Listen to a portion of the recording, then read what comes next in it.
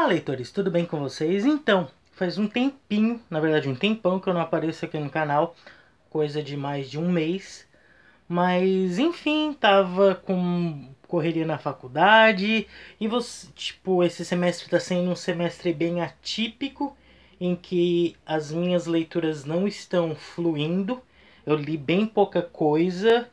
E o que eu tô tentando ler muita coisa ao mesmo tempo, e essas muitas leituras ao mesmo tempo não tá fluindo, eu tenho que me organizar nas leituras, enfim. É uma coisa meio atípica, e hoje eu vou conversar um pouquinho com vocês sobre duas leituras, as duas últimas leituras que eu fiz, que uma foi, inclusive, obrigatória, foi pedida para a faculdade, e a outra eu fiz por vontade própria. E eu li as duas obras ao mesmo tempo, e eu não sei se a leitura de uma influenciou a outra, enfim, vamos ver. Eu tenho muita coisa aqui ainda para ler e para trazer para vocês no canal, não parei com o canal, simplesmente eu tenho que ter aquela inspiração, ter aquela vontade de voltar e, tipo, como eu falei novamente, reorganizar as minhas leituras e o que eu leio, o que eu vou trazer aqui para vocês, enfim.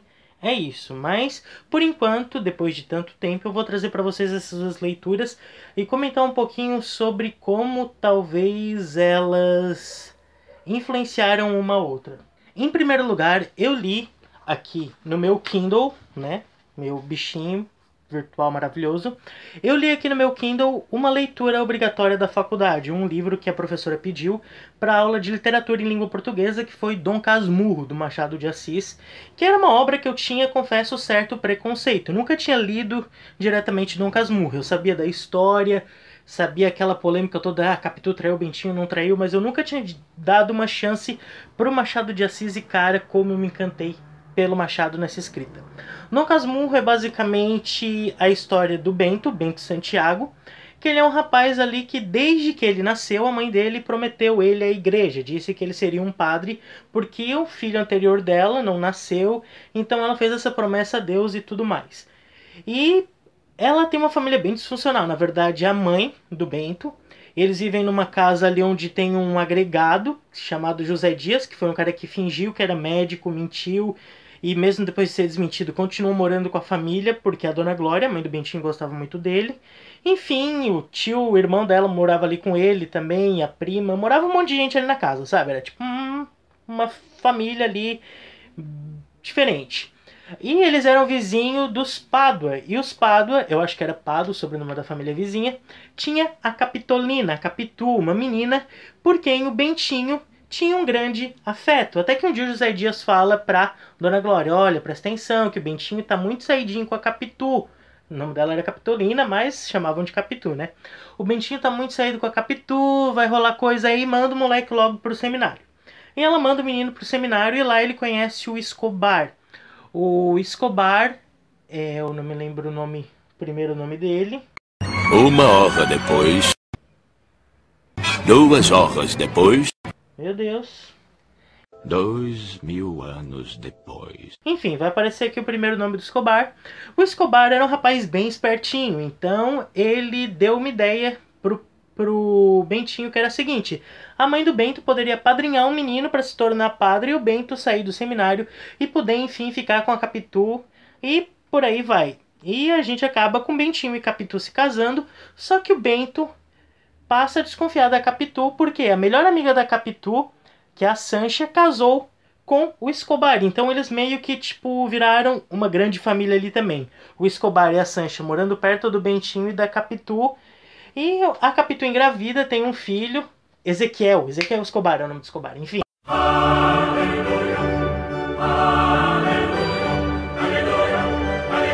E eles dão o nome da criança de Ezequiel, que é para homenagear o Escobar, mas o Bentinho começa a achar que o filho é muito parecido com o Escobar, que tem muita coisa aí, que a coisa não tá muito certo, e ele acha que ele levou um chifre da Capitu. E o que acontece? O livro é todo narrado em primeira pessoa pelo Bentinho. O nosso próprio personagem é o protagonista e narrador, então a gente tem o ponto de vista de uma pessoa ciumenta, doente, possessiva. E fica aquela coisa, cara, a Capitu traiu o Bentinho ou não traiu o Bentinho? Porque desde o início da leitura ele se mostra muito paranoico. E o Machado de Assis, ele... Cara, essa escrita dele foi uma escrita inovadora para a época, porque eram capítulos curtos, era uma linguagem, digamos, que era muito tranquila de se entender. E que, cara, o cara foi o gênio dos, tipo, predecessor dos plots abertos. Afinal, a Capitu traiu o Bentinho ou não traiu, enfim.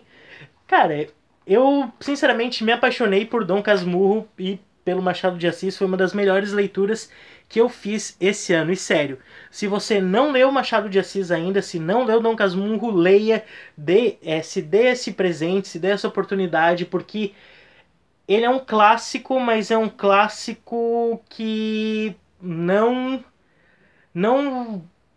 tipo, não merece a alcunha de clássico ruim, clássico chato, não. Ele é um clássico muito bom de ser lido. E ao mesmo tempo que eu li o Dom Casmurro, eu li, enfim, A Cabana, do William P. Young. Nessa edição aqui da Sextante, que é com a capa do filme, é essa edição bem, tipo, econômica tal, bem paperback e tudo mais. E confesso que eu esperava muito mais desse livro. Eu não sei se é porque eu não estava no momento, eu achei que eu ia me emocionar com esse livro, eu achei que eu ia achar ele um livro, meu Deus do céu, ia chorar horrores, ia ficar super emocionado, mas não. Foi um livro meio, né? Tá.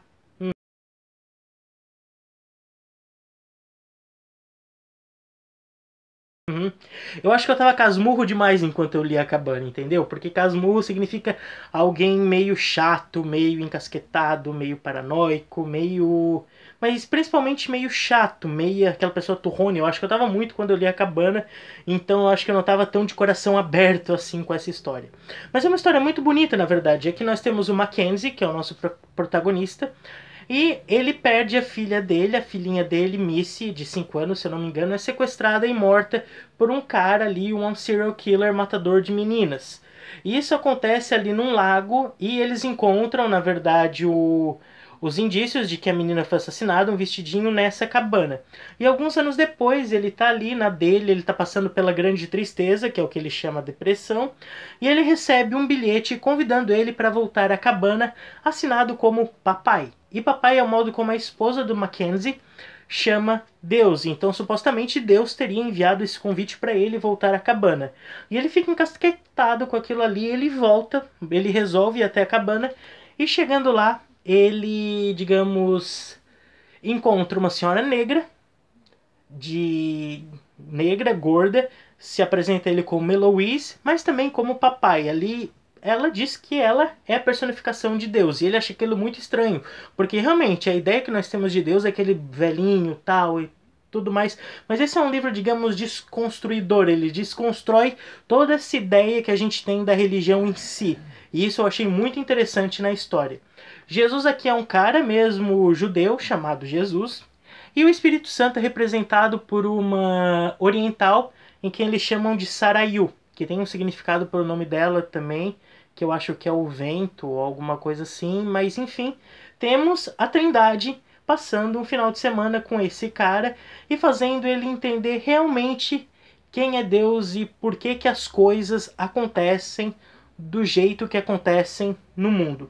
É um livro muito bacana, eu acho muito interessante essa ideia toda que eles trazem de religião aqui no livro, porque não é um livro, digamos que doutrina para o protestantismo, ou doutrina para o catolicismo, ou doutrina para o próprio cristianismo.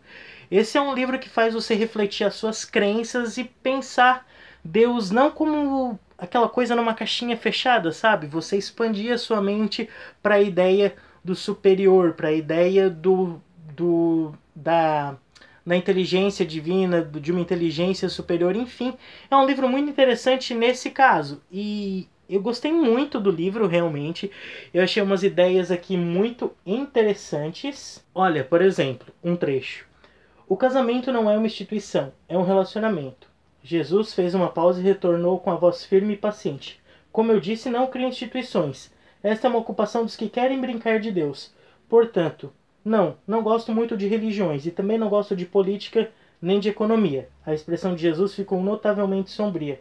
E por que deveria gostar?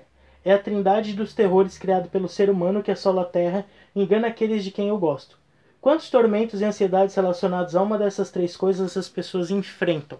Prega a espiritualidade sem estar conectada com a religiosidade, sabe? Porque você ter uma espiritualidade é uma coisa. Agora você ficar focado e preso naquele conjunto de regras, naquele conjunto de normas, de ordens, é uma coisa totalmente diferente. E, tipo, cara, a Cabana merece muito ser lido por isso. Tem umas coisas muito bacanas aqui mesmo. Mas como eu disse pra vocês, foi um livro que não me emocionou tanto quanto eu imaginava que iria me emocionar. Não vi o filme ainda, quero muito assistir o filme, mas tá aqui. A Cabana foi lido e entrou pro hall das leituras desse ano, que não foram muitas. Eu lembro que nessa época, no ano passado, eu já tinha lido uns 15, 16, eu acho, livros e tal. E por agora, se eu cheguei a 8 livros, foi demais. E eu tô com uma pilha gigante de livros pra ler. E tipo, um dia eu leio um pouco de um, depois eu leio um pouco do outro, depois volto, pego, leio outro e tal. E assim, eu não tô conseguindo parar para focar e ler uma coisa só de uma vez, que é uma coisa que eu tenho que trabalhar e eu vou fazer isso, só não sei como, mas eu tenho que me organizar. Agora eu tenho outra leitura obrigatória da mesma professora amada e querida que mandou eu ler o Dom Casmurro, que foi uma grande descoberta, que é nada mais... Tivemos um pequeno acidente de percurso, mas como eu estava dizendo, eu tenho um livro para ler agora até dia 6 de junho, que foi dado pela mesma querida e incrível professora que fez eu ler o Machado de Assis, que é o Capitães da Areia, do Jorge Amado, que é um livro que eu comecei a ler já e já tô adorando esse livro aqui, sinceramente, e com certeza eu vou vir conversar com vocês depois da leitura. Muito obrigado, professora Daiane, por ter feito eu ler esse livro. Sério, tipo, Dom Casmurro e agora Os Capitães da Areia. E incrível porque eu conheci umas obras muito boas na faculdade, sabe? Que os professores indicaram, obrigaram a gente a ler e eu fui ler e, tipo, me apaixonei, como, por exemplo, o Alto da Compadecida, do Suassuna. Mas, enfim, eu tô, tipo, divagando demais e tô procrastinando demais as minhas leituras, eu tenho que mudar isso. Mas era isso pro vídeo de hoje, vejo vocês no próximo vídeo, não sei quando, mas espero que não demore tanto assim. E até mais, tchau!